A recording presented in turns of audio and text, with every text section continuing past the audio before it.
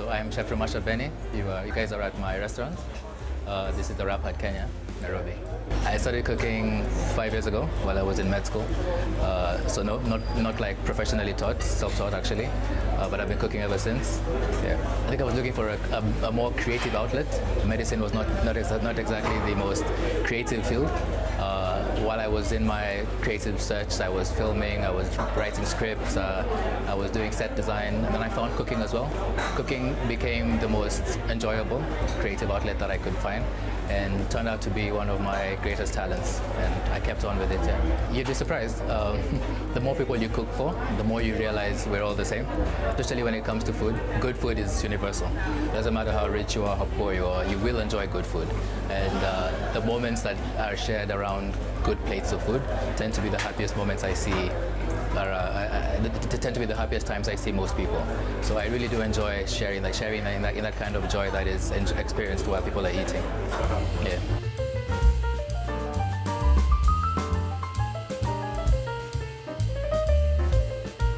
This restaurant itself actually was only started 6 months ago, but I've been private chefing for the last 4 years. 5 years ago, I was in med school. I was doing veterinary medicine. I was going to be a doctor, but once I found this, I left. I left and started pushing this kind of career path. I also became a marketer because one of the things that you find is, as a young person, you tend to realize a lot of good things are built by individuals who understand a lot of different things about their field. So I had to understand how to push myself as a product. That's why I got into marketing, and I spent the last 4 years currently still in marketing as a marketing consultant. So I do those two things concurrently, and they allow me to build anything that I'm working on, such as this.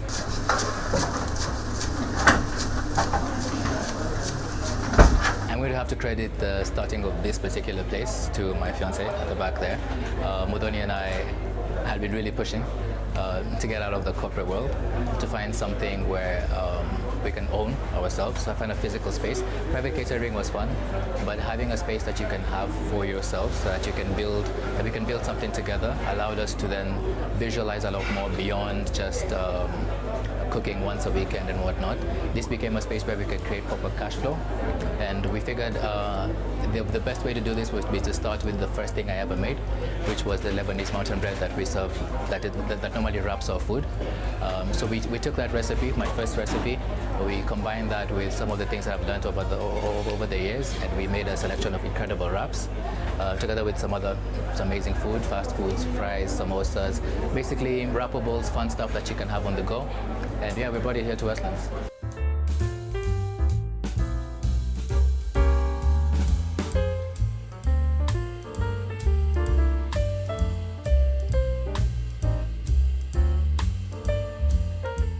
I think it's impossible to skip the sweating part.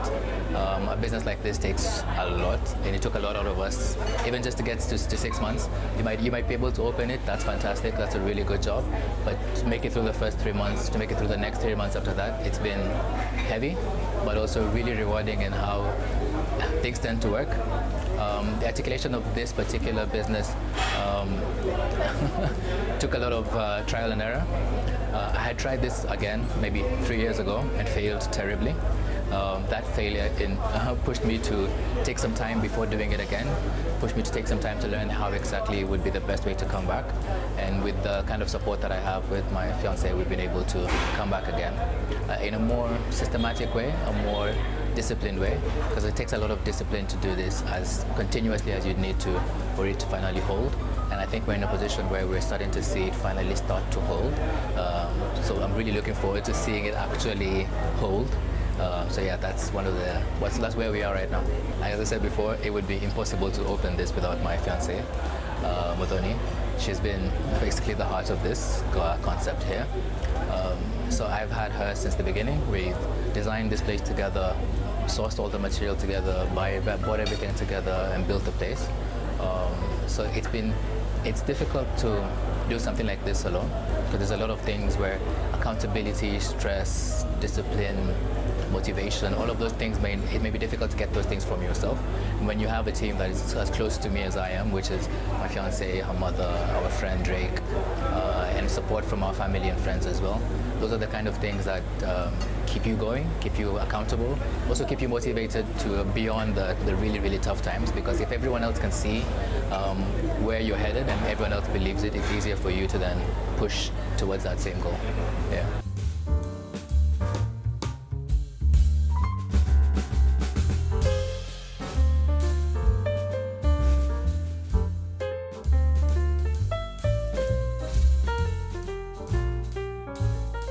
I think we learned a lot of lessons initially when we tried to open this, where you tend to overestimate how popular your stuff are. So we've learned over the last, even just over the last 6 months, there's also been some readjusting to how many kgs to cook, for example, of meat to start with. Also kind of like hacks, restaurant hacks, where some things are pre-marinated, pre-prepped, so that by the time you're getting orders, you're only cooking fresh food for whoever needs it at the moment. So one of the things we pride ourselves in is all our food leaves this kitchen fresh. It's made fresh.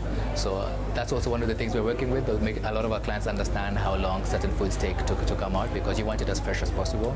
And our competition then it doesn't get an edge over us, because our food remains as fresh and tasty as possible.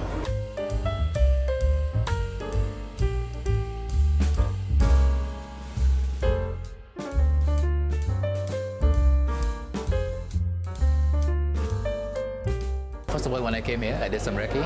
I realized everyone else around here is selling traditional African food, which is fantastic, which is also the offering that people around here are looking for. We're surrounded by offices, so we understand that these office workers need to be able to eat a good hearty meal before they can go back to work, or come back in the afternoon and buy something fresh that they can go home with to eat in the afternoon after a long day of work. So we try to offer something that's both completely different from what they're having, but also fully advised by my experience in the food industry. I personally make Afrofusion. I make gourmet food, but that's not necessarily the type of food that you can serve people every day here.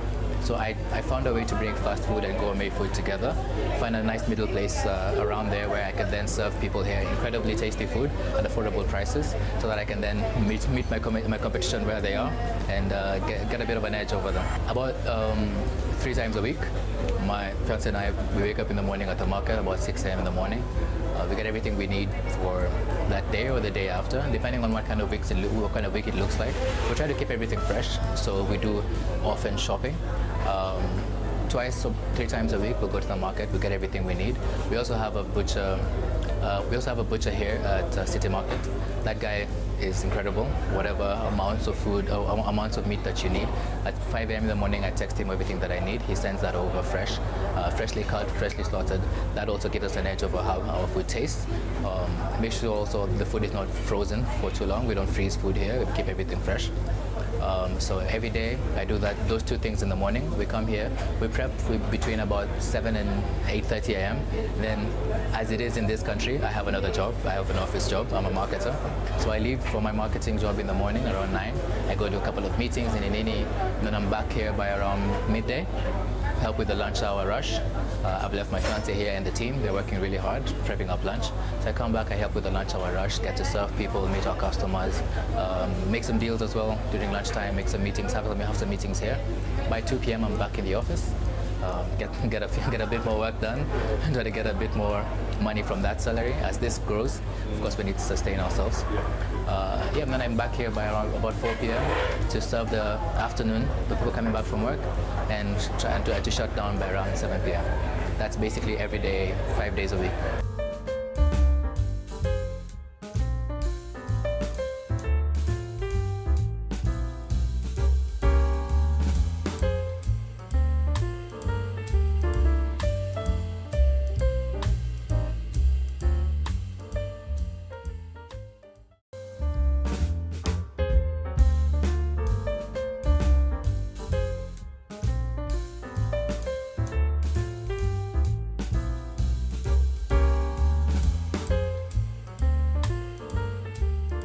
Lunchtime is extremely tight, but also you do get to see a kind of rise and fall, where you could have a lot of people at the beginning of the month, which I completely understand.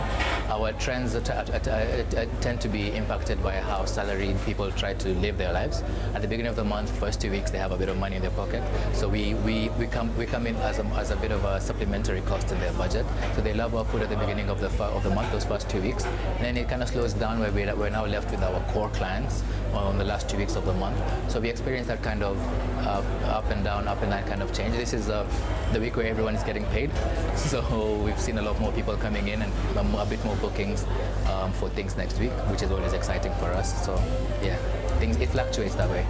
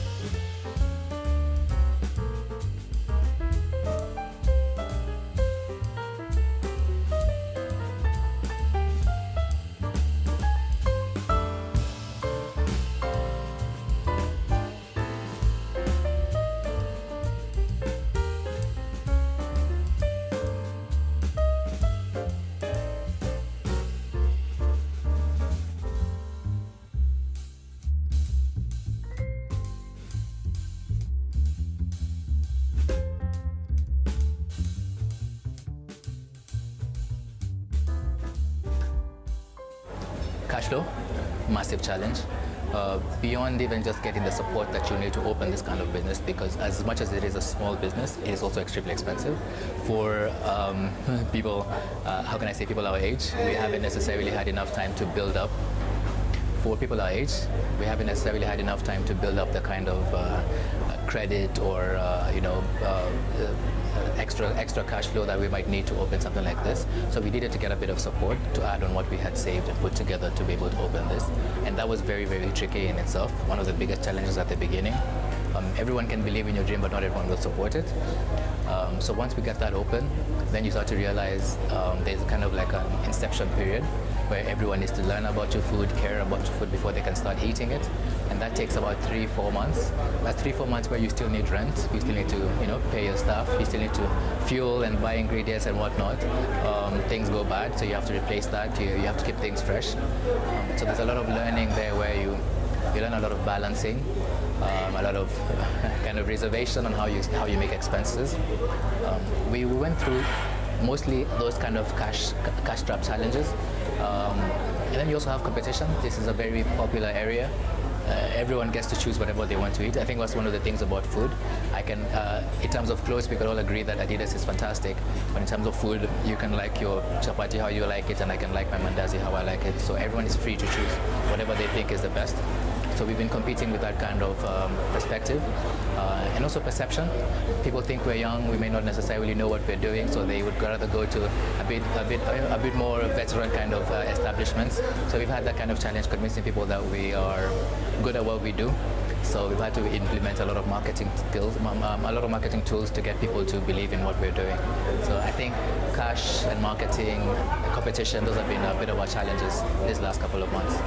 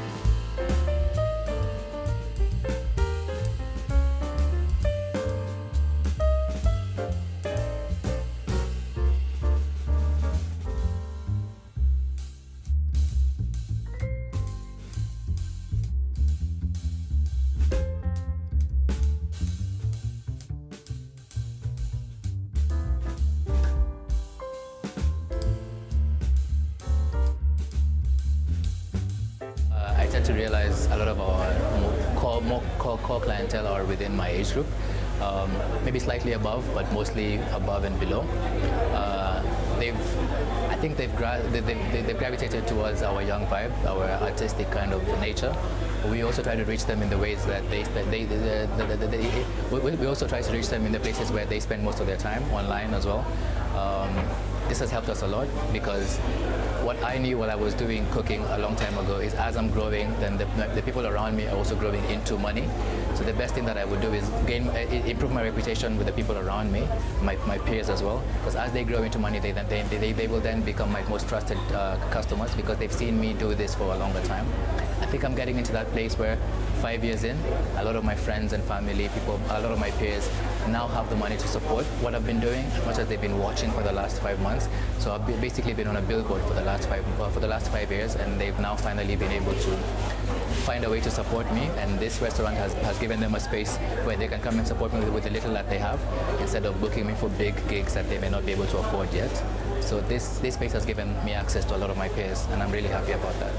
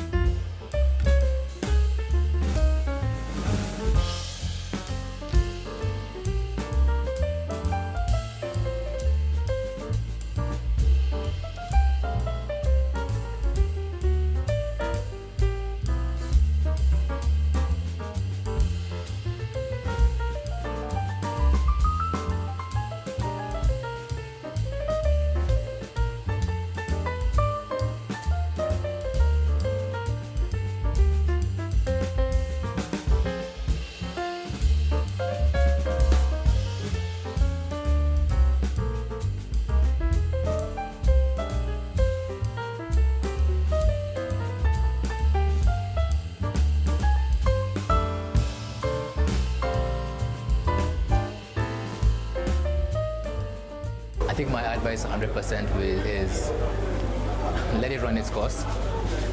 Learn the lessons you're learning in real time. Forget about the worries you have for tomorrow. Because there's things that are happening in real time that you're experiencing as stress that should be lessons for what could come tomorrow. For example, I had different problems 5 years ago. I had cheaper problems 5 years ago because they were not as expensive as rent for a separate place, because I have my own rent I need to pay. I have rent for here that I need to pay. So they were easier problems in the past. Allow those problems to teach you about how you can handle problems in the future. That's the best advice that I could give. Because as you grow, the problems do get bigger. So you're not really looking to rush towards some kind of freedom. You are looking to rush towards some kind of understanding, some kind of experience. So take your time to learn as you're growing.